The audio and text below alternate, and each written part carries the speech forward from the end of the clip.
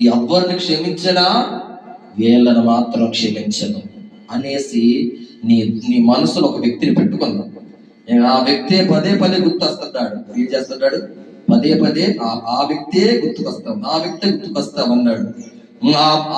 ఆ పేరు అంతగానే చాలు. ఆమె చేసింది ఈ విషయంలో ఒక్క తప్పు అయినా కానీ అన్ని నీకు తప్పులాగా కనపడతాయి. ఎలా కనపడతాయి?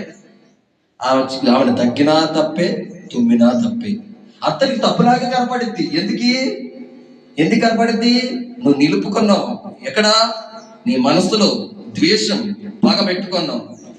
వస్తా ఉన్నంటే ఆయన వస్తా ఉన్నాడంటే చాలు, ఆయన గురించి నా ముందు మాట్లాడబోకు. ఏంటిది? ఆయన గురించి నా ముందు మాట్లాడబోకు. మా ముందు మాట్లాడుకోకు. ఆయన ఏం చేస్తావు నీకు తెలుసా? ఎందుకు ఈ మనసు కలిగి నువ్వు ఇంకా లోకంలోనే ఉన్నావా? నీవు ఆ మనసు తీసేసుకో. వాళ్ళకి యేసయ్య తెలియదు కాబట్టి వాళ్ళు అలా బ్రతుకుతున్నారు. నీకు యేసయ్య తెలిసి కూడా ఎందుకు అలా బ్రతుకుతున్నా? నీకు ఆ మనసు ఉండకూడదు. అర్థమైంది నేను చెప్పిన మాటలు మీ అందరికీ కూడా? మిమ్మల్ని ఏమన్నా బాధపరుస్తుంటే క్షమించండి, కానీ ఆ మనసు మనకు కలిగి